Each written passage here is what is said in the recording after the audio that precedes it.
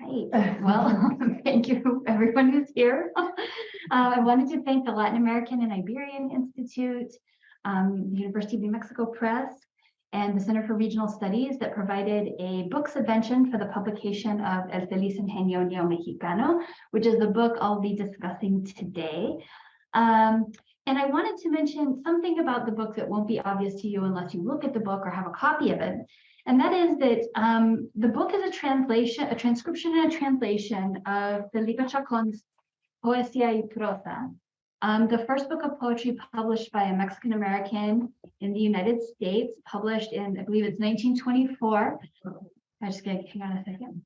On the presses of, welcome.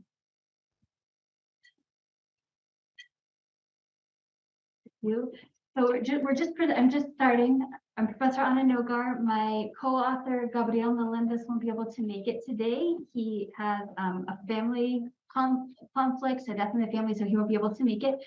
So I'll be talking about our book, El Feliz Ingenio Neomexicano, which is a transcription, translation, critical edition of Felipe Chacón, Felipe Maximiliano Chacón, a New Mexican writer of the early 20th and late 19th century, who published the first book of poetry by a Mexican American called Poesía y Prosa.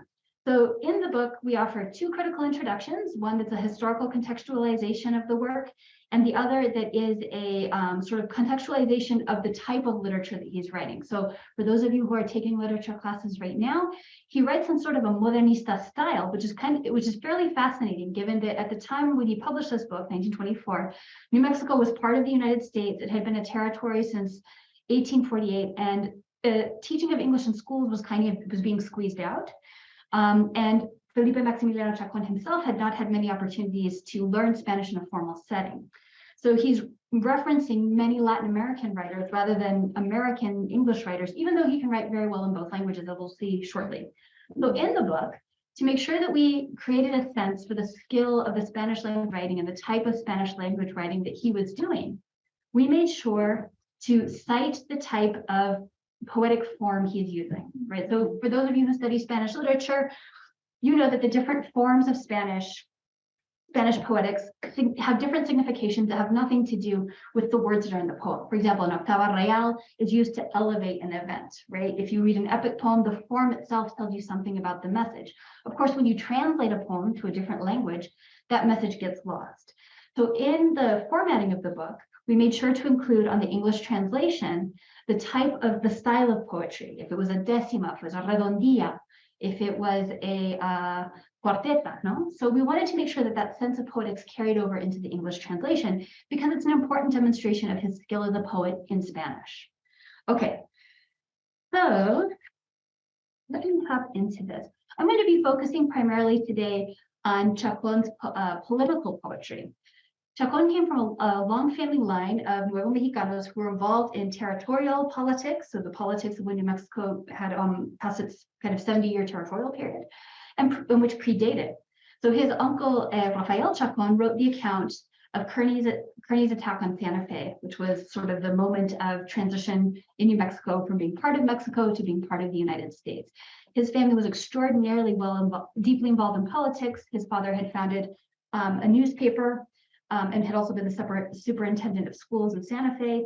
So he was very plugged into the types of conversations that were happening in New Mexico.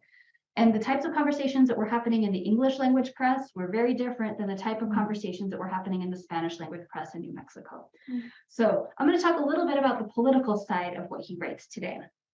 So he writes, and I'm just going to read a section of A Nuevo México. Ahora yo quiero, mi querido suelo, que digno de esa gloria, tu gobierno tienda sus alas por el ancho cielo y sepulte en el golfo de lo eterno, leyes injustas que tu nombre manchen. Quiero ver tus archivos relucientes de datos limpios que tu nombre ensanchen a través de los siglos sucedentes. So this is a section of a poem that Felipe Chacón wrote commemorating New Mexico's 1912 admission as a state into the United States. The poem's exuberant sensibility and lyric precision, which are tempered with political and social awareness, suffused Chacón's remarkable Poesía y Prosa, the poetry book. While the book enjoyed great aprecio from Chacón's Nuevo Mexicano contemporaries, Chacón's significance as a writer more specifically as a US citizen who wrote and published literature in Spanish in the late 19th and early 20th century, has gone basically unnoticed. As Gabriel Meléndez has explained in the historical introduction to our book and in his other writings, such as the book So All Is Not Lost, many Nuevo Mexicano journalists and writers in the 19th and early 20th centuries were engaged in the project of creating a national literature, una literatura nacional, in Spanish, representative of Mexican Americans in New Mexico, as well as in Texas, Arizona, and Colorado. The necessity of this literature emerged in part due to the colonizing politics imposed on New Mexico during the territorial period and after. For those of you who don't know very much about territorial politics, it was fairly complicated. So one example of this is a report that was made to Congress in 1902 by Indiana Senator Albert Beveridge that regarded the incorporation of New Mexico, saying that New Mexico was unfit to become a state, at least partially based on the territory's bilingual and monolingual Spanish-speaking inhabitants. Mm-hmm. This delayed the admission of the two territories, Arizona and New Mexico, by almost a decade, and was part and parcel of a countrywide nativism that ultimately resulted, among other ramifications, in the appointment of state superintendents of education in New Mexico who opposed teaching Spanish in public schools to appease that national sentiment. Even New Mexicans who supported statehood recognized the critique of the Spanish language for what it was, sort of xenophobic imposition of a hegemonic praxis, with the end of disenfranchising Nuevo Mexicanos from political and economic spheres, because some of the laws that were proposed at the same time involved requirements for speaking English primarily to hold public office, right, to be appointed to positions within the state government, territorial and then state government. As Meléndez and Erlinda González-Berry have noted, the types of literary pursuits in which Felipe Chacón, Benjamin Reed, who is the author of the prologue to Poesía y Prosa, and their colleagues participated in were not casual affairs. Literary and intellectual brilliance expressed through autochthonous works by Nuevo Mexicanos countered a colonizing narrative that declared that New Mexico's people were unlettered, uneducated, or incapable of governing themselves. In a similar manner, Poesía y Prosa's political valence encompasses much more than a book of Spanish poetry might suggest. Maybe we think poetry is not especially relevant. Maybe we think poetry has a limited reach. We'll see something very different here. These poems are brilliantly and intentionally written in Spanish at a time when the public role of that language in New Mexico, both as a symbol and as a behavior, existed in precarity. As Nuevo Mexicanos faced challenges to their cultural identity, to their history, and to their religious practice, the Spanish language was another aspect of their existence under constant attack from without. It also served as a metonym, so sort of a symbol that represented other challenges collectively. Chacón wrote in Spanish and bilingually for readers who were forced to accommodate the English language while their own majority language, Spanish, was being systematically and institutionally erased. And this is part of the dedicatoria, the prologue of the original Poesía y Prosa. And you have this interesting sort of vision of the future by Benjamin Reed of how maybe someday Chacón's writing will be read as American writing, right? Not just as border writing or New Mexican writing. In the prologue, I think this is right. Reed doubles down, let me check here. Oh yeah, in the prologue, Reed doubles down on the significance of Chacón's writing in Spanish, specifically in light of Chacón's identity as a US citizen. And mind you, this is again, like 1924. Reed notes that Chacón's use of Spanish should be a point of pride for readers from the United States. En mi humilde concepto, el pueblo de los Estados Unidos debe sentirse orgulloso de haber producido uno de sus conciudadanos que diera lustre a su patria con las producciones de su talento en la lengua de aquellos reyes, los reyes católicos, que tan señaladamente contribuyeron al descubrimiento de América, el continente que habitamos. Kind of intense. Although Reed resorts to the rhetoric of comparative conquest, his message comes across clearly. Writing in Spanish is not a sign of lesser citizenship. Rather, it should be seen as a contribution to the greatness of the United States. Indeed, neither Chacón nor his contemporaries saw themselves as anything less than full citizens of the United States. However, and as they were constantly compelled to explain in their writing, this patriotism did not require the excision of their Nuevo Mexicano identity, history, or language, nor did it demand turning a blind eye to the injustices they suffered due to, as Chacón calls them, el insulto proferido del prejuicio racial por la malicia. In addition to the important political and social work accomplished by Poesía y Prosa, which is much what we'll focus on today, the lyrics themselves are priceless, displaying not only artistic skill, but an important connection to the modernista literary movement and implicit messages about bilingualism in early 20th century New Mexico. Chacón's poems fit within the Latin American and Spanish poetic traditions, suggesting the extent to which he was aware of, and perhaps viewed himself as a contributor to, those literary worlds. This is really fascinating. He, in addition to the poems that he writes in Spanish, and there's an array, there's political poems, there's poems to his family, there's poems to the state of New Mexico, there are sort of artistic poems, there's joking poems, which I'll mention in just a little bit. He also translates from English into Spanish poems by Longfellow, poems by Dryden. He understands that there are English language poetic forms, but he's not necessarily participating in that project. He's participating in a project that speaks the rest of the continent, that speaks Spanish, right? The rest of the hemisphere, rather. Let's see. So seamless is this continuity that a Spanish reader of these poems might not be aware of Chacón's US nationality. And indeed, Reed suggests that global Hispanophone readers understand Chacón's writing as belonging to that larger sphere, saying, por otra parte, los pueblos de habla española, lo mismo americanos que europeos e insulares, deben dar la más generosa acogida a las obras de Chacón, obras de uno que desde extranjero suelo ha sabido hacer honra al dulce idioma de España, lengua de sus propios países, hecho de que de suyo reviste méritos acreedores a profundo aprecio.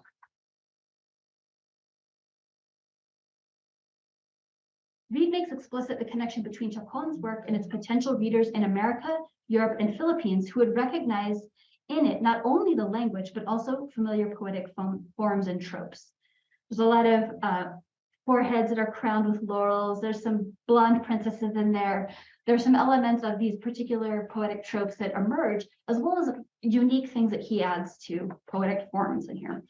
As can be seen throughout the collection, Chacón carefully reproduces the shapes and sounds of Hispanophone poetic forms and pays rigorous attention to the effects these types of poems are intended to convey. Aside from revealing his knowledge of the application of such forms, which he anticipates his readers will likewise understand, he doesn't explain what types of poetic forms he's writing because his audience knows what they are because they're speaking Spanish in New Mexico. Chacón reveals his mastery of language. For example, in Al Explorador del Oeste, he employs the octava real form, which lends nobility and regal pacing to this elegy to early Anglo explorers in the West. By contrast, the sweet, precisely metered quinteto to his daughter Elvira uses a flawlessly crafted metric to yield the tender, lilting sense that Chacón wishes to convey. All right, let's talk politics. All right, Poesía y Prosa offers a glimpse into how Chacón used his poetry as a political platform to critique enemies and laud those he supported. González-Berry offers a nuanced reading of how the political nature of Chacón's poems and language played a concrete role in Nuevo Mexicano politics, noting that there's no doubt that Chacón, the editor, the political persona, hid behind Chacón, the poet, to inspire poetry that covertly testifies to a deeply entrenched Nuevo Mexicano political play that for decades has nurtured cultural survival and simultaneously ensured participation in the political machine of the dominant society. Chacón had no fear of leaning in with his political opinions in often acerbic lyric format. He focuses on specific political figures, comments on historical moments or important turning points, critiques political conditions, and most importantly, speaks up for the political perspectives of Nuevo Mexicanos in the face of increasing encroachment and open efforts to displace Nuevo Mexicanos from the political prominence they had maintained from the colonial period through the early 20th century. So Chacón, I've sort of included here two types of poems, two poems that are included here. One supporting Octaviano Larrazolo. Octaviano Larrazolo was the governor of New Mexico. He's also a senator from New Mexico. He was a Mexican citizen who moved to New Mexico and was the object of all sorts of political machinations against him during his attempts at running for office. In Mi Escogido y Mis Razones, Chacón explains why Larrazolo merits his lauds and how he is supported by the people of New Mexico. And here you can see a little cite. Que viva Larrazolo y el progreso, y de orgullo entusiástico se agita, es la unánime voz del pueblo egregido, del histórico y culto Nuevo México. Chacón built support for La Solo in his approbatory verse, noting his intellect and nobility and flatteringly comparing him to figures in Greek and Roman mythology. He compares him to Athena and Pericles to elevate his persona, his political persona. More significant from a political perspective, Chacón repeatedly asserts Nuevo Mexicano's historical importance and capacity for good judgment and governance. In addition to praising La Solo as a political candidate, Chacón denounces both the open and covert subversion of Nuevo Mexicanos as leaders on the basis of their culture and race, a fiction perpetuated by the political opposition. Chacón openly decries how the election was stolen from La Solo as a result of political favoritism, and how the recipient of the office, Bull Andrews, accepted his ill-won victory with no guilt at all. Chacón is bracingly direct in detailing how Nuevo Mexicano political leadership was unscrupulously subverted. The poem's conclusion condemns the racism La Solo suffered, which affected his political trajectory and that of other Nuevo Mexicanos of the epic. He says, "Nos ha dado tu lógica elocuencia, bello don del nativo predilecto, para destruir la despreciable creencia del que tacha al latinoamericano, del inferior al sajón por intelecto." As Chacón deftly illustrates, he and other Nuevo Mexicanos were acutely aware of how their race, language, and religious practices were leveraged against them. As in other poems of the collection, Chacón's long experience in the politics of New Mexico and Spanish-language newspapers and his family's historical connections informed his understanding of these political dynamics. And perhaps for this reason, Chacón strongly favored the first Hispana congressional candidate, Nina Otero Warren. So Adelina Nina Otero Warren was the first Latina to run for Congress in the US. She ran as soon as women were permitted by the New Mexico State Legislature to run for or hold office. And this is a poem that Felipe Chacón wrote for Nina Otero Warren and published in support of her candidacy. He wrote this poem in 1922 in unequivocal support of Otero Warren. And I should also mention, Otero Warren is one of the 5 women who have just been, whose images have just been reproduced as part of the Historical American Women series produced by the US Mint. She's the first Latina to appear on a US quarter, in commemoration not only actually of her unsuccessful run for Congress, but also the important role she played in suffrage in New Mexico and the advancement of the ratification of the 19th Amendment to the US Constitution. Let's see. Her unique candidacy is described in the second stanza of the poem, which we have here. El mundo avanza con la idea humana y nacen nuevas cosas en la vida. Hoy refleja la luz de mañana, en otra esfera la mujer nacida. Chacón advances progressive pride in Otero Warren, asserting that her election would reflect well on New Mexico and Nuevo Mexicanos. Cubrirá Nuevo México de gloria, poniendo una mujer en el Congreso. It would cover New Mexico with glory to place a woman in Congress. And of course, there were very few women in Congress at this point. I think there was another female running from Nebraska at the same time that she was, and a congresswoman from Montana, I believe. The poem closes with another shout of support for Otero Warren from the progressive quarter. Salud, un brindis de alegría, placer del progresivo ciudadano. Besides showing New Mexico to be politically engaged and consistent with the changing political times in nominating a woman for national office, Chacón acknowledges the women's suffrage efforts that preceded Otero Warren's nomination, as well as women's fundamental equality with men in matters of governance and their patent suitability for holding office. The combination of praise with acknowledgement of past injustice is not unique in this poem. Here, Chacón recognizes that the lack of voting rights for women was an inequality foisted onto them since they were born into suffrage as men's equal. In other instances in his political poetry, Chacón praises the United States with nationalistic pride, while at the same time decrying the effects that impeded New Mexico's acceptance as a state for almost 7 decades. In contrast to the praises offered here for La Solo and Otero Warren, in Nocturno A, Chacón leaves readers with the distinct sense that an unnamed political figure has not lived up to his responsibilities with regard to the Nuevo Mexicano public. This anonymous individual, a native Nuevo Mexicano, did not serve the community with honor and grace, and as Chacón makes sure readers know, writing from the perspective of the unnamed person, bien sabe Dios que nada cifraba yo mi celo, sino en llenar las bolsas en el fecundo suelo que me envolvió en pañales cuando me vio nacer. God only knows that my true zeal lay only in filling my pockets in the fecund land that wrapped me in diapers where I was born.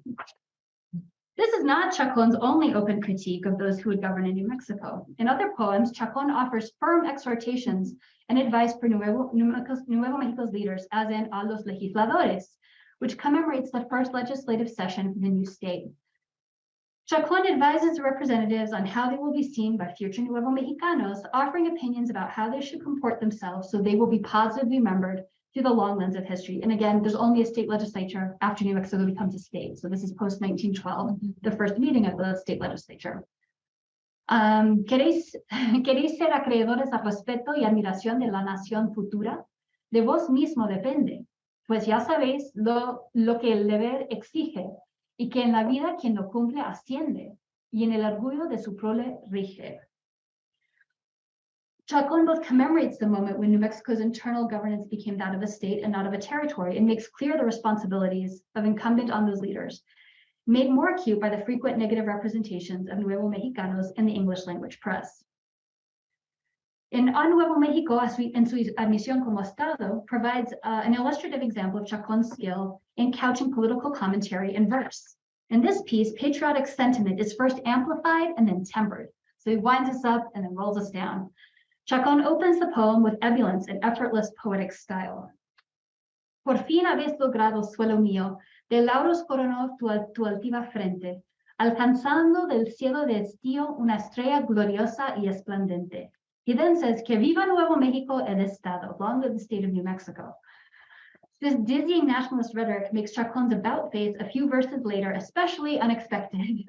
He counters the previous patriotic enthusiasm by citing the years and years of prejudiced resistance to New Mexico statehood. Luchaste contra el hado endurecido, batiendo del Congreso la injusticia, y con ella el insulto proferido del prejuicio racial por la malicia. But you battle against that hardened fate, challenging the injustice of the Congress and the insults born of racial hate so often invoked against you. But Chacón's patriotic positioning also perpetuates anti-indigenous tropes, calling out New Mexico's past, luchando con el indio ingobernable. This is not the only instance of anti-indigenous reference to New Mexico's native communities in Chacón's poetry, although this disturbing practice conforms with similar narratives of the period. Indeed, Chacón's contemporaries, María Amparo Ruiz de Burton from California and Jovita Gonzalez of Texas, use similarly troubling language and tropes in their writing. This poem also acknowledges and lauds the creation of New Mexican history by its own people. That is the project Benjamín and Reed and others accomplished. He writes, quiero ver tus archivos relucientes, de datos limpios que tu nombre ensanchen, a través de los siglos sucedentes. This overt reproach in a poem celebrating New Mexico's late admission as a state is by no means Chacón's most critical expression in the collection, but it is a concise example of the complexity of his literary and political game. Chacón openly celebrates patriotic American pride in Oda a los Héroes. Let's see. No, La Patria. In Oda a los Héroes, where he lauds the American Legion veterans of World War I, among them many Nuevo Mexicanos, calling them devil dogs, perros del demonio, a term the Germans used in reference to US Marines. Chacón recalls the battles of Nuevo Mexicano soldiers fought in Chateau Thierry, I'm sorry about this, and San Miguel. Similarly, in A la Patria, the rhetoric of the poem spirals upward, praising the new patria, or homeland, of the United States.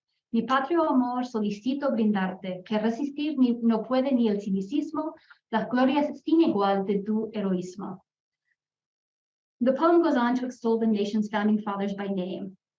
Por el suelo rodó la tiranía, al oír de John Adams la elocuencia, precursora de aquel glorioso día en que Jefferson, lleno de presciencia, trazó su inmortal sabiduría, la gran declaración de independencia. In A la Patria, Chacón reinforces the idea of New Mexico's loyalty to the United States and the state's participation in U.S. national history. Okay, so I'd like to change pace just for a moment here, because one of the most delightful aspects of Chacón's poetry is his wit and humor, an expression of the Feliz Ingenio Neomexicano, which is the lively New Mexican intellect that Reed hints at in the prologue.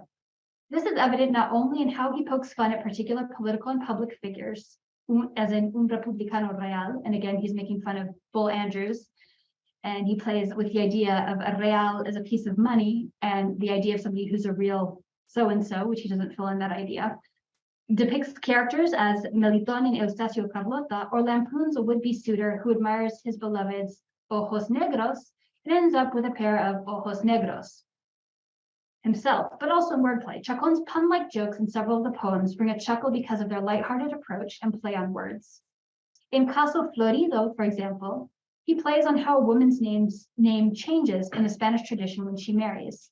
Soy la Corona de Flores marries a man with the last name Flores. Soy la Corona, pardon me, marries a man with the last name Flores and becomes Soy la Corona de Flores, which sounds like Soy la Corona de Flores. I am the crown of flowers.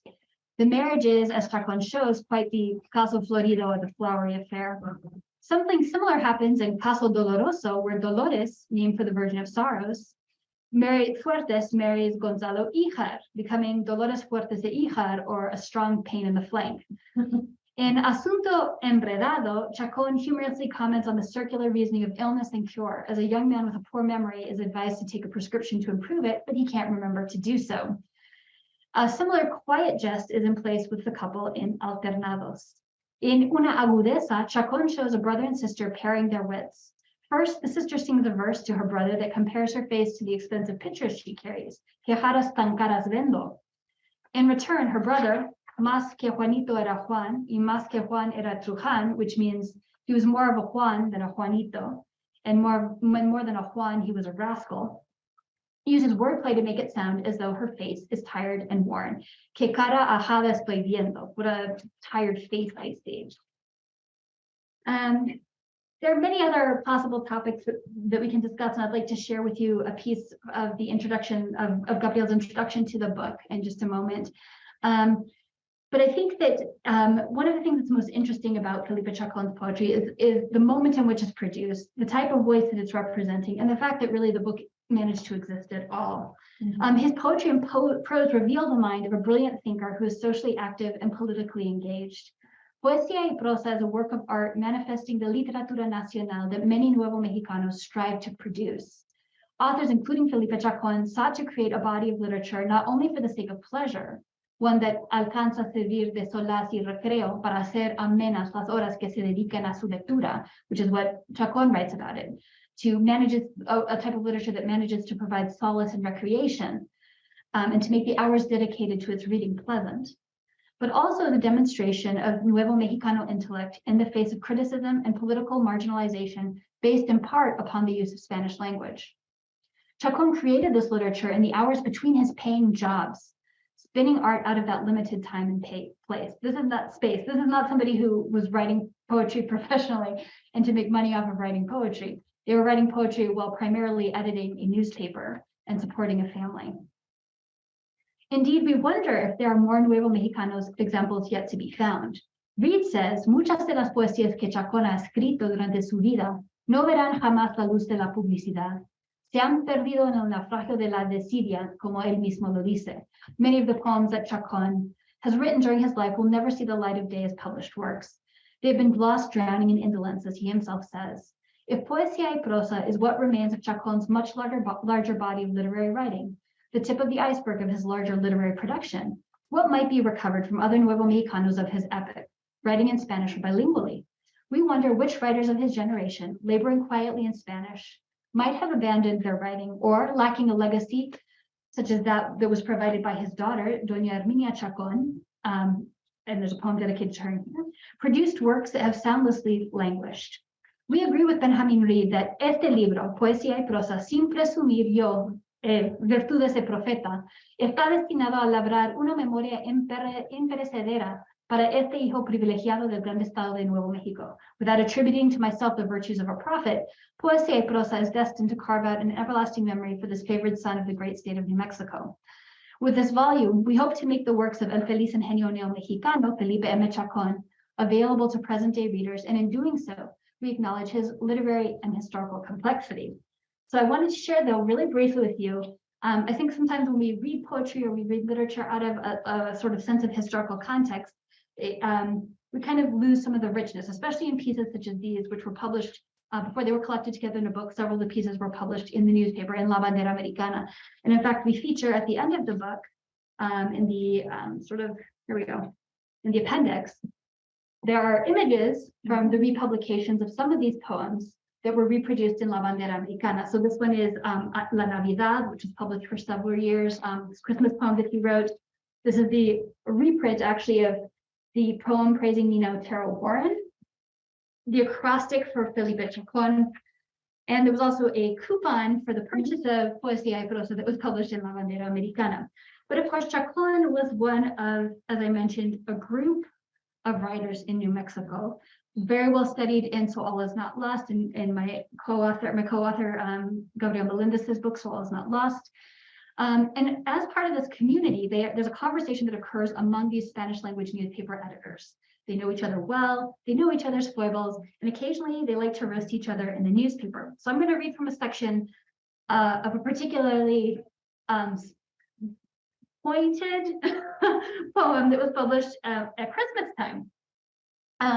This is Ignacio Duarte, who's one of the newspaper editors, contributed to La Bandera Americana in anticipation of Christmas 1920, consisted of a 35-strophe décima or corrido he called La Cucaracha, Santa Claus Nos Trajo Christmas.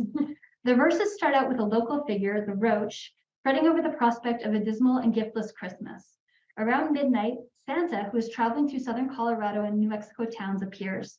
The roach decides to follow along as the bearded visitor stops at the offices of several Spanish language newspapers, doling out gifts to writers, editors, staff members, owners, and politicians. The individuals and newspapers Duarte named were known to Chacón and were the settings for and participants in many of his newspaper antics. And in the first prologue of the book, we describe some of these interactions that happened, some of the lawsuits that were brought against one another among this group of newspaper editors. Below are a few of the gifts that Santa delivered, all of course given with great zest and biting satire. As I'm working right now on the works of Aurora Lucero White Lee, the daughter of Antonio Lucero, he who was the associate editor of La Voz del Pueblo, I'm going to read Antonio's. To Antonio Lucero, bien lo sé, por su buen aparcero, le trajo unas medias y un corsé. To Tony Lucero, this I know that for being the sharecropper that he is, he brought him some socks and a corset. Gifts for Nestor Montoya and Francisco Hubble as they feuded over La Bandera Americana. Para don Nestor Montoya trajo un grandísimo tanque, dos cañones y hasta una olla para que le atore a Franque. To Sir Nestor Montoya, against whom actually Nina Otero Warren ran in the Republican primary, he brought a big tank, 2 pieces of artillery, and a big pot to stick these to Frank Hubble. Al director de la banda, al maestro Juan Fascico, le trajo una cara panda y un diploma de borrico. To the editor of La Bandera, the maestro of simpletons, Juan Fascico, he brought a panda bear mask and a diploma on his graduation to donkey. So this continues in this sort of vein with this poem that roasts other Spanish language newspaper editors of the time. But it kind of, to me, it demonstrates the nature of this intimate relationship among this group of people who are informing the Spanish-speaking, Spanish-writing Nuevo Mexicano public of important political events of their day, reminding them of the importance of maintaining enfranchisement within the political system, and communicating to Nuevo Mexicanos in the language in which they've been communicating for hundreds of years. I'd also like to share really quickly a couple of poems that I didn't discuss today in the focus on political poetry. This one's called Axiomas. Nunca de sabio te alabes, tan presente a todas horas, que aun si es mucho lo que sabes, es mucho más lo que ignoras. No te infle lo que te viene de mera casualidad, más vale lo que se obtiene de fiel laboriosidad. Se engaña en su propia vista quien irrisoria por río, te presume ser legista porque huele a tinterío. Ninguna gloria conquista quien a los grandes remeda, que aunque la monja se viste de seda, mona se queda. So the translation, axioms, a quarteto. Never seek to praise yourself for wisdom. Always be mindful that while there's much you do know, there is much more that you don't. Don't puff yourself up with things that casually come your way. Things gain in meaning and are much more valuable when they spring from dedication and work. He who overestimates himself and presumes to be a legal mind deceives himself in his own right, in his own sight, when he's just an insignificant clerk. No honor accrues to the one who puffs up and parrots the saying, you can put lipstick on a pig, but it's still a pig. And then I have one more that I'd like to share because we're in November. Actually, there's 2. One is called Filosofando, and it's one of the funny ones. Mientras Sofía estudiaba libros de filosofía, Zenón, su esposo, afilaba un cuchillo que tenía. Llamando esto a su atención, preguntó ella lo que hacía, y le respondió Zenón, poco más filosofía. So it's not as funny in English. It's a quartet. As Sophia studied philosophy books, Zina and her husband sharpened his knife. Drawing her attention, she asked what he was doing, and Zinan replied, adding a bit more edge, Sophia. But obviously in Spanish, adding a little bit more filo and directing yourself to your wife, Sophia, comes out as filosofía. So it's filosofando, philosophizing. And finally, otoñal. Hojas que el viento arrebata, se ven doquiera arrolladas, marchitas, secas, tajadas, quiso la suerte ingrata. Antes de regia verdura, frondosos bosques formaron, y el horizonte pintaron deslumbrante de hermosura. Y con ellas los cantores, jilgueros en el follaje, rindieron en homenaje sus matinales lures. Y en torno de ellas surgía, suave, aromado el ambiente, que aspiraban lo aliciente, palpitando de alegría. Pero esos días pasaron, con los goces que trajeron, y en cambio solo nos dieron los recuerdos que dejaron. Hoy por incierto camino, al ir la vida cursando, van como yo suspirando al impulso del destino. And this is in Spanish, this is a redondilla, which we have rendered the following way. Leaves strewn by the wind, blemished, dry, broken, everywhere curl as harsh fate seems to intend. Days before they were a vivid green, making forest leafy and verdant, painting the horizon with brilliant beauty. The leaves gave cover to the songbirds hidden in the foliage, where they paid tribute with their morning songs of praise. From them came forth a pleasing perfumed scent that the birds inhaled, making their hearts beat fast with joy. But those days have passed, and with them the happiness they brought, and they leave us in exchange only the memories of time past. Now upon an uncertain road that travels through life, the leaves move as I do, sighing, following the push of destiny. I was actually thinking about this poem when I was coming to work today, seeing all the trees that got caught in the freeze last night and dropped their green leaves, and we're dropping them on the way.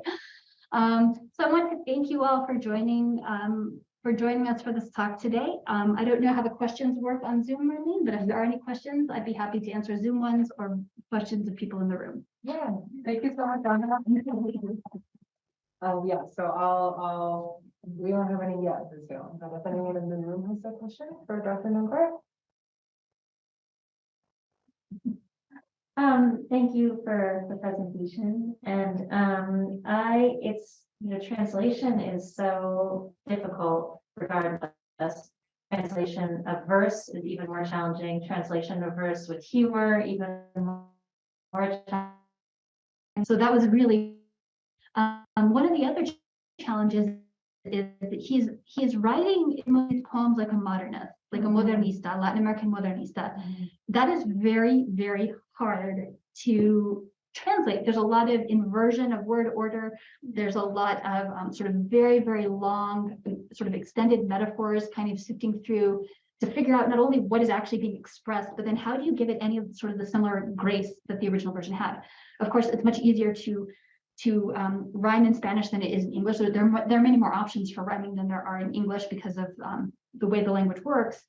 So we can't exactly make it function in exactly the same way. We can't create the same rhyme scheme line per line in English as that which exists in Spanish. But what we can try to capture, and the reason we focus on the form so much of the poems in these translations, is we can at least try to recapture the feeling. Does it have a humorous tone to it? Is it supposed to be sort of a heady poem? Is it supposed to be a poem that has a message? Then we can attenuate the language, like in these sort of admonitions to New Mexico politicians or commentary on political conditions. Can we recreate the tone somehow, if not the exact wording? So I had never done a project like this before. I've never done an extended translation of anything. I mean, translating archival documents is one thing, and you're not doing it for the beauty. You're usually doing it for the content. But in this case, it was a really interesting challenge to make sure to make sure it sounded right. And for each translation, we both went over our versions multiple times to make sure that both the sense and the quality transmitted in the poem. And it's a fairly long collection, actually, poetry. And I should mention there's also three short stories at the end of the collection, which I didn't talk about today. And there's also in addition to the Spanish language poems that are English language poems, that are translated into English, we found the original possible English language versions that he had written his translations off of. One of them was cited as anonymous, so we found something that seemed very similar to the translation that he produced. So we tried very hard to find an edition of the poetry that he could have possibly been working from. And then in the introduction to the book, the prologue, Benjamin Reed, and I didn't discuss this in today's talk, but it does feature in the book. He notes that Chacón not only has a skill with Spanish, but he has this very skilled maneuvering that he does with Spanish and English. So there's a poem in there that's written mostly in English, and it's called In Mexico. But I think it's really supposed to be New Mexico. And he basically he pokes fun because the poem in English has this amazing rhyme scheme and uses all this sort of antiquated, elevated, there's an anon in there. There's some sort of like very formalistic and maybe slightly exaggerated poetic forms in the English. And then he has an English speaker who's thinking that they're speaking Spanish, and their Spanish at the end of each strophe is very rudimentary and often incorrect as the capper to each of these estrofas. And I think what he's actually doing in this poem is poking fun from the perspective of someone who's fully symmetrically bilingual, i.e. Chacón, at people who came to New Mexico and didn't really learn any Spanish, but would had a few key phrases. And so he definitely uses that bilingualism as a tool that is decipherable to his audience, and that he is kind of playing around with. And in fact, Reed says all these poems should be taken in good humor, which is the sense in which they were presented, and not by any sense of the imagination as an opportunity to offend anybody, which probably tells you that he had other intents for it. But that sort of thing was it's really fascinating to me because he knows who his audience is, he knows who's going to read the poems, and he knows what they'll be anticipating in terms of language play. So I don't know if that got a little far afield of your question. No, thank you. There's a question in the chat from Enrique de Madrid, and he says, well into the 20th century, corridos were an integral element of political campaigns. They appeared in newspapers and were sung at political events. Chacón published them in his newspapers, but did he write any that you know of? Oh, that's a great question. Did he write any corridos that I know of? I mean, there are poems in here that kind of have a romance form, but I don't think that they have the rest of the formalistic elements of a corrido, where there's a presentation of an opening scene and the creation of sort of like a historical narrative, and then a closing despedida. So I think there are poems in the collection that follow the romancero type format, the eight beats and the rhyming lines, but that don't follow with the other elements of what you'd expect in a corrido. But I'm sure he must have been aware, and perhaps he composed others that aren't included here. He does say in his own commentary on the introduction that he's lost a lot of his poems. He didn't keep them. He moved a bunch of different places. He worked in Las Vegas. His mother was widowed when he was 13 or 14. And so he had to kind of make his way through the world in a way that I think other people who write poetry at the same time and live in much more financially secure circumstances probably never did. So I'm sure he was aware of corrido forms. I'm not sure that he wrote corridos. Perhaps he did, but we don't have them. And the reason we don't have them is likely because in the course of this itinerant lifestyle, they were lost. He does quote one of his uncle's poems, though, in the book.